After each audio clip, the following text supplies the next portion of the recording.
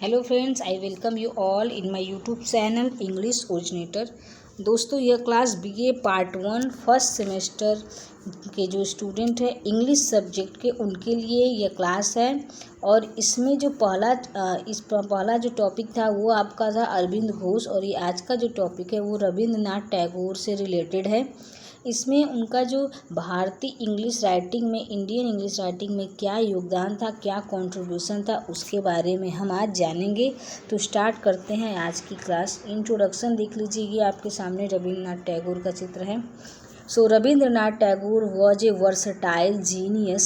He was a poet, novelist, short story writer, dramatist, musician, actor in dramas, painter and most of other things. Rabindranath Tagore एक बहुत ही बहुमुखी प्रतिभा के धनी व्यक्ति थे। वह एक कवि थे, इसके साथ ही साथ उपन्यासकार, शॉर्ट स्टोरी लिखने वाले लेखक थे, ड्रामाटिस्ट थे, संगीतकार थे। इसके साथ ही साथ वो ड्रामा में एक्टिंग भी करते थे। उनकी पेंटिंग भी काफ़ी फेमस हैं। और भी अदर्स थिंग में वो क्या करते थे, वो जो होस्ट होता है ना, होस्टिंग का भी काम करते थे। सो हम मान सकते हैं कि रविन्द्रनाथ टैगोर एक बहुमुखी प्रतिभा के धनी व्यक्ति थे। He reshaped Bengali literature and music as well as Indian art. उन्होंने बंगाली जो साहित्य है उसको दोबारा क्या किया, पुनर्जीवित किया, उसको नया आकार दिया। इसके साथ ही वहाँ की संगीत, वहाँ की जो भारतीय कला है उसको भी नया आकार दिया है। He has written Gitanjali, a beautiful poetry, and became the first non-European and the first lyricist to win Nobel Prize in Literature in 1913। ठीक है, उन्होंने गीतांजलि लिखा जो कि बहुत ही खूबसूरत पोइट्री है, और वो पहले जो है नॉन यूरोपियन पोएट थे और पहले लिरिस्ट से मतलब संगीतकार थे जिन्होंने नोबेल प्राइज 1913 में यह अवार्ड जीता था। नोबेल प्राइज़ का, भारत से पहला नोबेल प्राइज़ का अवार्ड रविन्द्रनाथ टैगोर को 1913 में मिला है। यह क्वेश्चन ऑब्जेक्टिव में भी आता है, तो आप इसको ध्यान रखिएगा। He was a fellow of the Royal Asiatic Society referred to bard of Bengal. वो जो है रॉयल एशियाटिक सोसाइटी के को फॉलो करते थे, उसमें शामिल थे। इसके साथ ही साथ उनको बंगाल का जो लेखक बार्ड ऑफ बंगाल के नाम से भी जाना जाता है।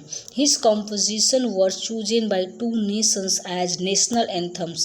इंडियंस में जनगण मन एंड बांग्लादेश में आमार सोनार बांग्ला। उनके जो कंपोजिशन है, दो कंपोजिशन को दो राष्ट्रों ने अपना राष्ट्रीय एंथम, नेशनल एंथम, राष्ट्रीय गीत, राष्ट्रीय गान को उसने मतलब चूज किया है। जैसे भारत का आप तो जानते हैं जनगण मन है, और बांग्लादेश का आमार सोनार बांग्ला है। The Sri Lankan national anthem was inspired by his work. Sri Lanka का जो नेशनल एंथम है वो भी इनके वर्क से प्रभावित है। He is credited with originating the Bengali language version of the genre. और इसके साथ ही साथ बंगाल की जो भाषा है, लैंग्वेज वर्जन है, उसकी उत्पत्ति में भी इनका योगदान माना जाता है। His first drama work was Valmiki Pratibha. उनका जो पहला ड्रामा है वो वाल्मीकि प्रतिभा था, जिन्होंने उसे बहुत ही कम एज में लिखना शुरू किया था। इसके साथ ही साथ जो रविन्द्रनाथ टैगोर है उन्होंने अपने बचपन से, समझ लीजिए वो 8-9 ईयर्स से ही उन्होंने अपना राइटिंग स्टार्ट कर दिया था। Gitanjali is Tagore best known collection of poetry. जो गीतांजलि है उनकी सबसे प्यारी, सबसे अच्छी पोइट्री का कलेक्शन माना जाता है। He was influenced by the atavist mysticism of Vyasa, Kabir and Ram Prasad Sant. वो जो है कि भारतीय जो उपनिषद हैं, उसके साथ भारतीय जो महान विभूतियाँ हैं, व्यास, कबीर और राम प्रसाद संत से बहुत ही ज़्यादा प्रभावित थे। Tagore was a prolific composer with around 2230 songs to his credit. His songs are known as Ravindra संगीत।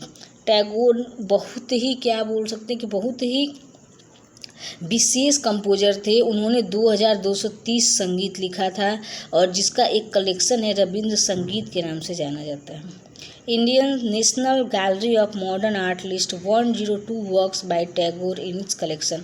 भारतीय जो national gallery of modern art है, इसमें रविन्द्रनाथ टैगोर के द्वारा जो पेंटिंग किया गया 102 वर्क में इसको रखा गया है।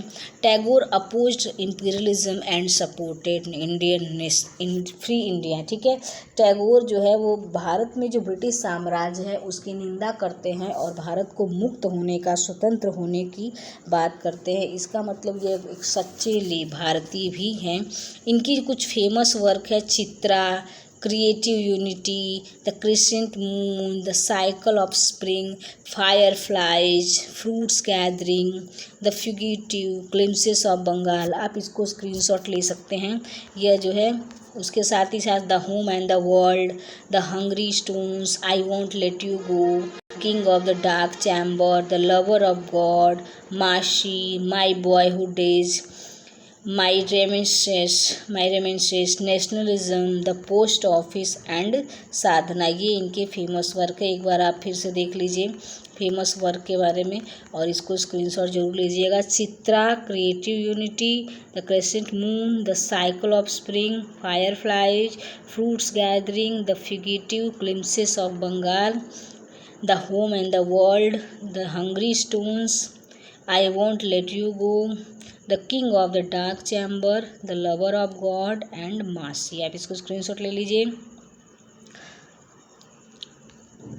माई बॉयहुड डेज, इसके साथ है my renaissance, nationalism, the post office, Sadhana. तो आज की क्लास में इतना है, मिलते हैं नेक्स्ट क्लास में। और अगर आप चैनल पे फर्स्ट टाइम विजिट कर रहे हैं तो प्लीज़ सब्सक्राइब करिए, क्योंकि इसमें मैं BA पार्ट 1 के फर्स्ट सेमेस्टर और साथ ही साथ सेकेंड सेमेस्टर का पूरा सिलेबस कंप्लीट कराऊंगी। Thanks for the watching.